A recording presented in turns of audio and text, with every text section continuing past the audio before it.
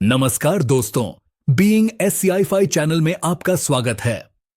आज हम एक ऐसे विषय पर चर्चा करेंगे जो साइंटिस्ट और स्पेस लवर्स के बीच चर्चा का केंद्र बना हुआ है, एस्टेरॉयड एपोफिसिस और इसका पृथ्वी पर संभावित खतरा।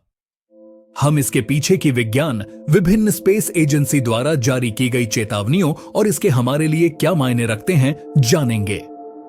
तो चलिए शुरू करते हैं। आइए पहले जानते हैं एस्टेरॉयड अपोफिसिस क्या है। सबसे पहले एपोफिसिस के बारे में जान लेते हैं।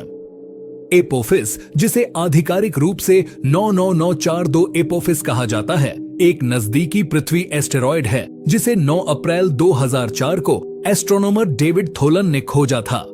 इसका नाम प्राचीन मिस्र के देवता एपोफिस के नाम पर रखा गया है, जो अराजकता और विनाश का देवता थे। इसका नाम इसके संभावित खतरे को देखते हुए रखा है। इसका डायमीटर लगभग 340 मीटर या 1100 फीट है। यह सबसे बड़ा एस्टेरॉयड नहीं है, लेकिन यह महत्वपूर्ण है।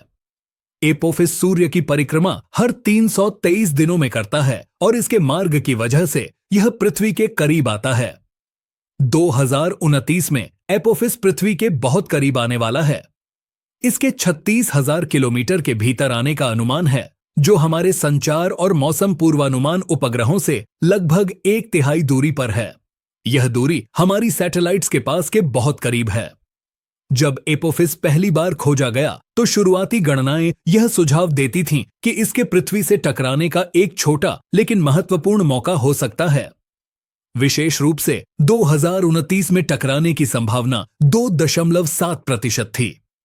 यह संभावना इतनी महत्वपूर्ण थी कि नासा और अन्य स्पेस एजेंसीज ने इसे गंभीरता से लिया।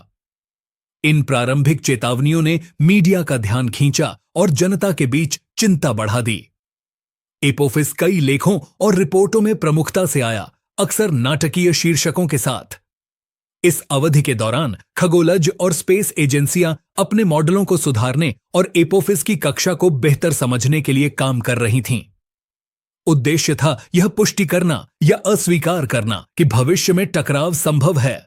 जैसे जैसे एस्ट्रोनॉमर्स ने अधिक डेटा एकत्र किया और अपनी अवलोकन तकनीकों में सुधार किया, 2029 में टकराव का जोखिम काफी हद तक कम हो गया। 2006 तक यह स्पष्ट हो गया था कि एपोफिस 2029 में पृथ्वी से टकराने वाला नहीं है। अब ध्यान भविष्य की टकराव की संभावनाओं पर केंद्रित हो गया है। वर्तमान में 2029 में टकराव का जोखिम प्रभावी रूप से 0 है। लेटेस्ट कैलकुलेशंस के अनुसार 2066 में टकराव की संभावना 1 में 10 लाख से कम है। यह जोखिम का स्तर बहुत कम है और इसमें तत्काल चिंता का कोई कारण नहीं है। हमारे वर्तमान मॉडल दिखाते हैं कि जबकि एपोफिस 2029 में पृथ्वी के बहुत करीब से गुजरेगा, यह पृथ्वी से टकराने वाला नहीं होगा। हम इसे लगातार ट्रैक कर रहे हैं ताकि भविष्य की टकराव की संभावनाओं को सही तरीके से समझा जा सके। ध्यान रखना महत्वपूर्ण है कि अंतरिक्ष गतिशील है और जबकि तत्काल जोखिम कम है, निरंतर निगरानी आवश्यक है। जैसे जैसे प्रौद्योगिकी उन्नत होती है और अवलोकन तकनीकें बेहतर होती हैं, हमारी समझ भी सटीक होती जाती है। भले ही टकराव की संभावना कम है, यह समझना महत्वपूर्ण है कि यदि एपोफिस पृथ्वी से टकराए तो इसके प्रभाव क्या हो सकते हैं।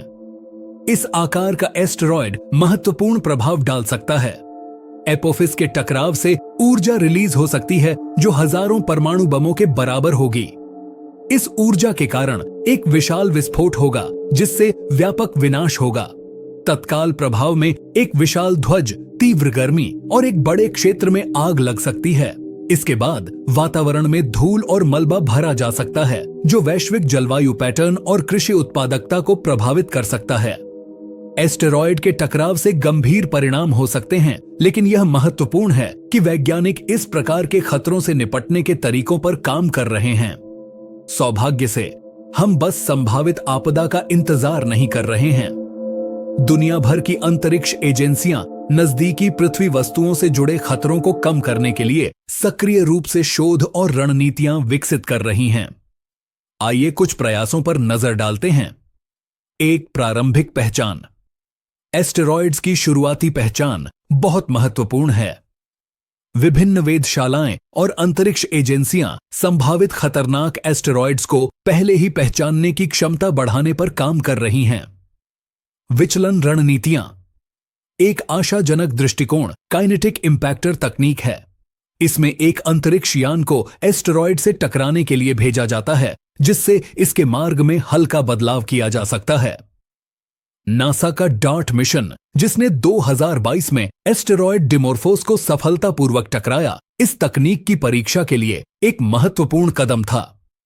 डार्ट मिशन ने यह साबित कर दिया कि हम एस्टेरॉयड के पथ को बदल सकते हैं, जिससे भविष्य के खतरों को मोड़ने की संभावनाओं के लिए एक तरीका मिल सकता है। यह मिशन और अनुसंधान और विकास की दिशा में एक महत्वपूर्ण कदम है। 3 प्लैनेटरी डिफेंस कॉन्फ्रेंस। ये सम्मेलन विशेषज्ञों को एकत्रित करते हैं ताकि एस्टेरॉयड खतरों से निपटने की रणनीतियों पर चर्चा की जा सके। ये अंतर्राष्ट्रीय प्रयासों को समन्वित करने और ज्ञान साझा करने में महत्वपूर्ण भूमिका निभाते हैं। चल रहे शोध और अंतर्राष्ट्रीय सहयोग यह सुनिश्चित करते हैं कि हम एस्टेरॉयड जैसे खतरों से निपटने के लिए तैयार हैं।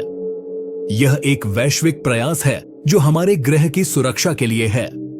संभावित अंतरिक्ष खतरों के बारे में जागरूक रहना महत्वपूर्ण है, लेकिन यह समझना भी आवश्यक है कि वैज्ञानिक और अंतरिक्ष एजेंसियां इन खतरों से निपटने के लिए सक्रिय रूप से काम कर रही हैं। वीडियो के नीचे कमेंट्स में अपने विचार और सवाल लिखें और बातचीत जारी रखें। अगली बार तक अपनी जिज्ञासा को जीवित रखें